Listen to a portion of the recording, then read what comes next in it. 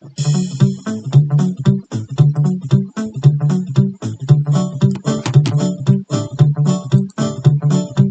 2018 season was about heavy hitting, and not just because we're peaking in the juiced ball era. The things that happened this season have affected baseball to this very day and truly began shaping the course for the next decade of MLB. Let's start with a little fun stuff this time around because there are a lot of important things to talk about from the regular season. This kid Juan Soto for the Nationals at age 19 is just killing it, second in Rookie of the Year voting too. I wonder if we've seen this before.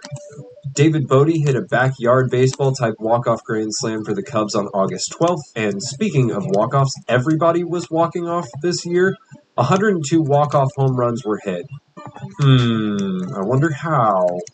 Also wanted to throw in the Cardinals had 11 of these, and this wasn't even close for the most by a team. 3 no-hitters were thrown within 17 days of each other, including a combined one by the Dodgers in Mexico.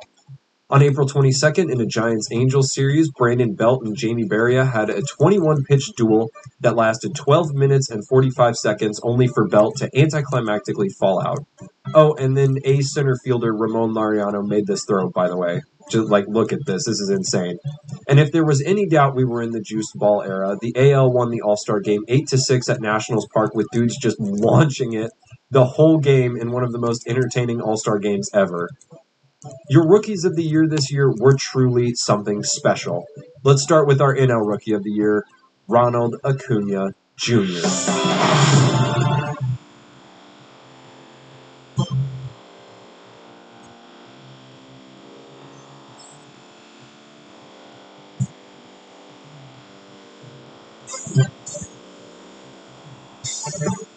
While not taking the league by the reins, Acuna showed us this year he was on the up for not only Atlanta, but the league as well, hitting for both power and speed. He laid the blueprint for what would later become one of the most historic seasons in baseball history in a few years' time. And speaking of history, who's this Japanese guy they're telling me is the AL Rookie of the Year? I wonder if he'll become anything good.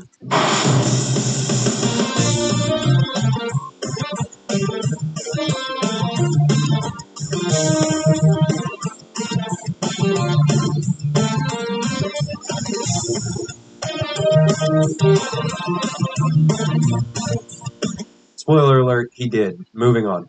Your Cy Youngs this year were Blake Snell in the AL. Hey, I wonder if this Rays team will ever forget he won one of these.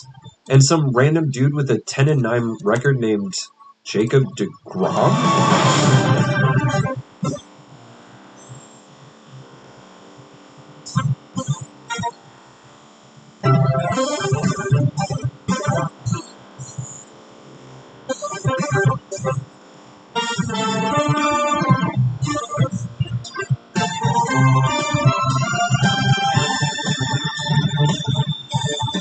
Yeah, that's right. In one of the strangest on-paper looking Cy Young wins ever, Jacob deGrom's season looks like a total wash when you look at his record, but then you remember, oh yeah, he did have over 9 B WAR and a 1.7 ERA and the league's best FIP and ERA+. Just like many debates over the value of WAR in awards calculations over the years, the value of the traditional win stat was now also called into question. It's not deGrom's fault his team couldn't score or close out games, thus depriving him the opportunity to get a win. But this debate is for another time. deGrom did deGrom things, literally in spite of the rest of his team. The NL MVP in 2018 was Christian Yelich, an MVP that seemed to come out of nowhere, but in retrospect was the start of a 2-season tear this guy had on the whole league before injuries. After being a solid outfield piece in Miami since 2013, the Brewers picked up Yelich at the start of the year, and he began raking. He led the league in B-WAR, batting average, OPS, and OPS+, and many other advanced metrics. He was just who the Brewers needed to revitalize the franchise and make a renewed playoff push. But over in the AL,